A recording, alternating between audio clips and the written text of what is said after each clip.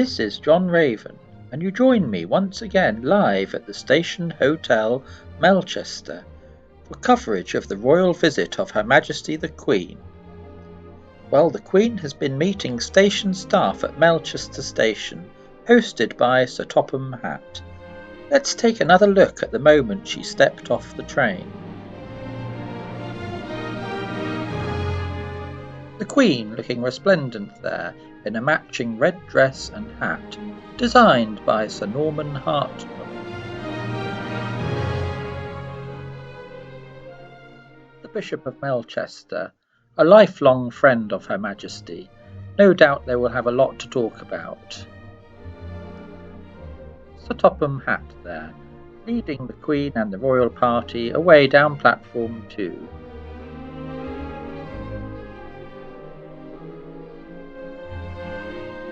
Followed by the liveried personnel of the Pullman Company.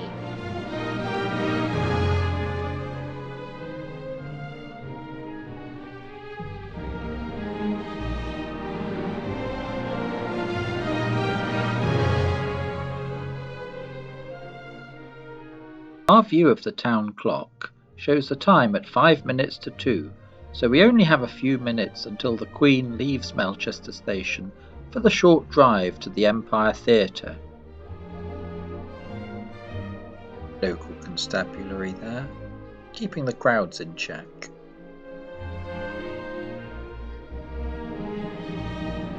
A few last-minute checks taking place. And the two-tone green Armstrong-Siddeley motor car that will be used to transport Her Majesty and Sir Topham Hatt to the Empire Theatre. The 15th Division Melchester Undergardeners brass band there, under the baton of Oliphant Chuckabutty, waiting for the kick-off.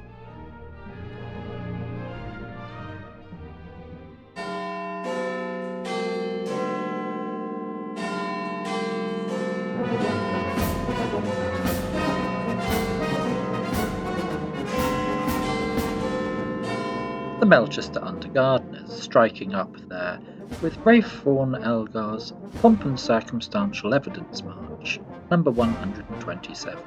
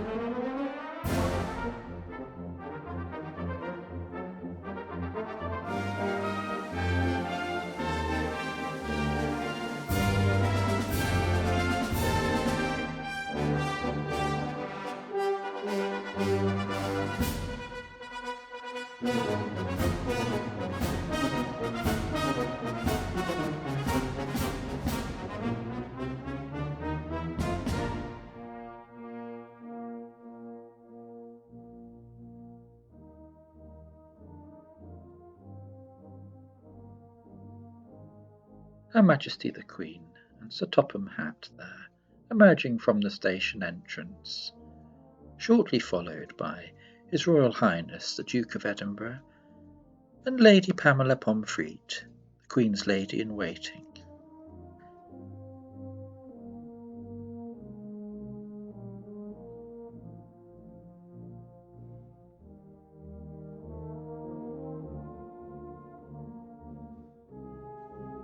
Touching moment there, as a small child presents the Queen with a bouquet of daisies.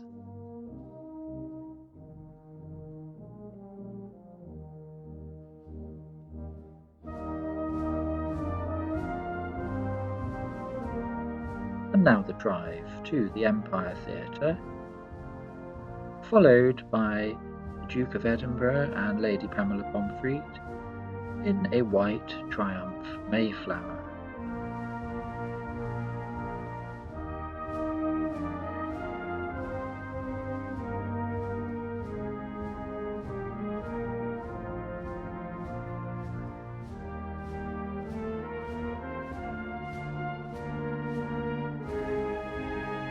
Sir Topham Hatt assisting Her Majesty out of the motor car as they arrive at the Empire for this evening's Royal Gala performance.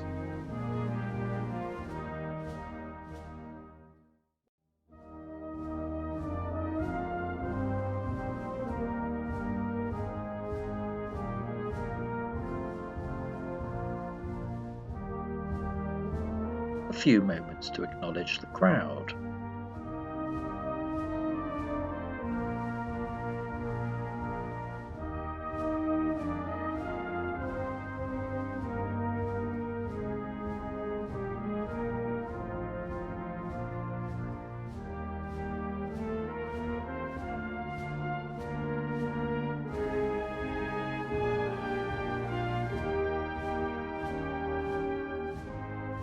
The Duke of Edinburgh arriving, along with Lady Pamela Pomfret.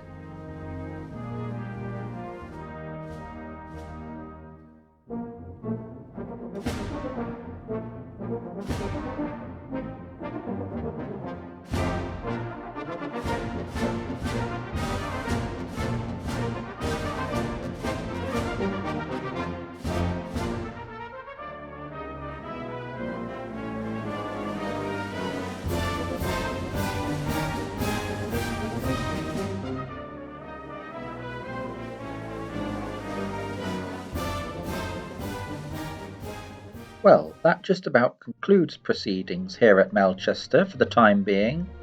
The Queen and Prince Philip are currently attending a Royal Gala performance at the Empire. And we're looking there at the moment that Her Majesty the Queen and Sir Topham Hatt paused on the red carpet to acknowledge the wonderful turnout from the public.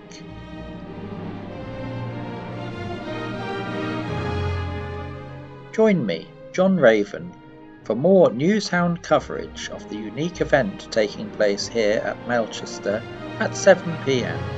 Until then, goodbye for now. That's after John Craven's News Round.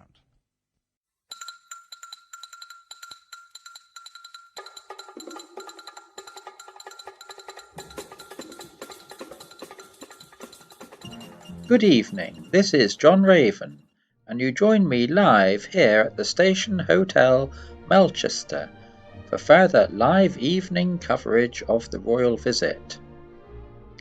Well, the sun has set on the Empire here at Melchester High Street, and there's a real party atmosphere as people spill out of pubs onto the pavement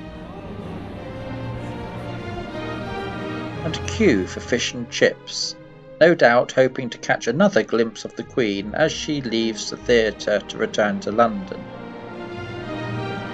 Oh look, some of the band members have made it down to the Duke of York.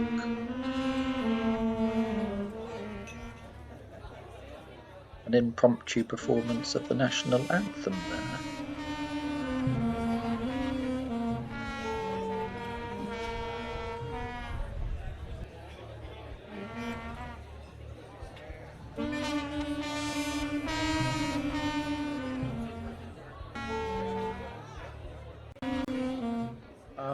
Yes, Mr. Director, I think we'll cut now. Can we cut to the Empire?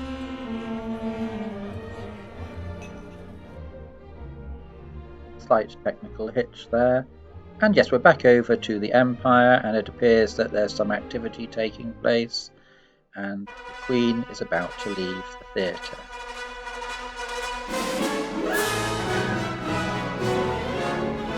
The Queen there, swiftly followed by the Duke of Edinburgh and Lady Pamela Pomfret.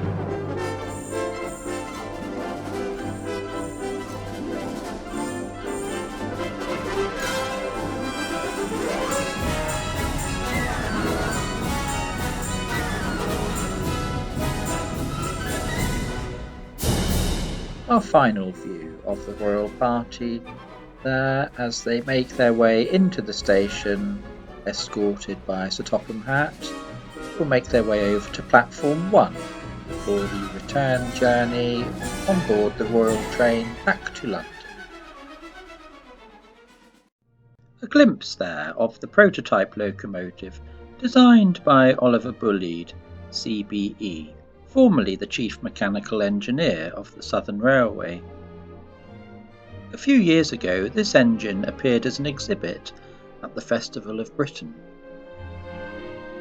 As we wait for the royal train to depart, let's take a look at some of the many beacons that the Queen will pass, and which have been placed at 10-mile intervals along the route. I revisited Marylea Farm and caught up with Farmer Barleymow, who was putting the finishing touches to his beacon. Oh yes, well that's right, John. Yes, you were last here when we had the invasion of the giant mice that ate my trees, and before that the strange crop formations that keep forming in my fields. And I think the first time you came down was to watch the annual burning of effigy of Dr. Beeching, which we hold every 5th of November. That's right, Farmer Barleymow. And how many miles is it from Melchester to Waterloo? That's right, John. Well, by my reckoning, I reckon it's a good 80 mile back to Waterloo from Melchester. Now, of course, you see, we're the first farm at exactly 10 miles from Melchester. So I agreed to have this really great thing put on my land. But, I said to my wife, if that thing topples over, I got a really great cornfield behind here. And I tell you, that'll be a beacon that will go up, you'll see, for ruddy miles around. In conversation there yesterday with Farmer Barleymow. Well, as we wait for the signal for the royal train to depart, that brings to a close our live newshound coverage of the visit of Her Majesty the Queen to Melchester. It just remains for me to wish you a good evening and goodbye.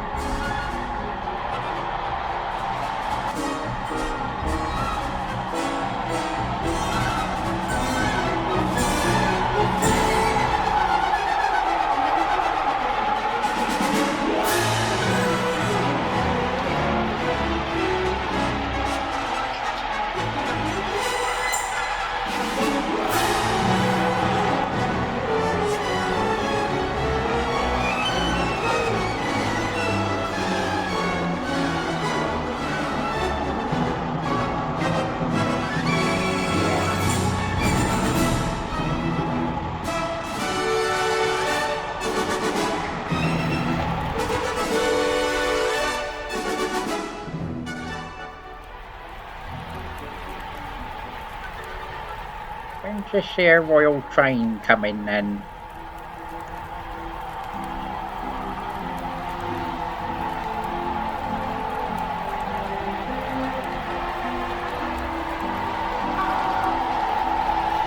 There she blows.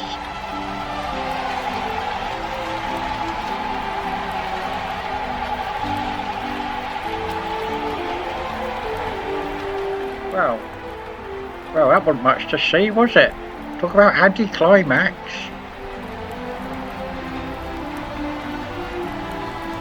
I suppose I've got to put this thing out now. Oh yes, don't forget to subscribe.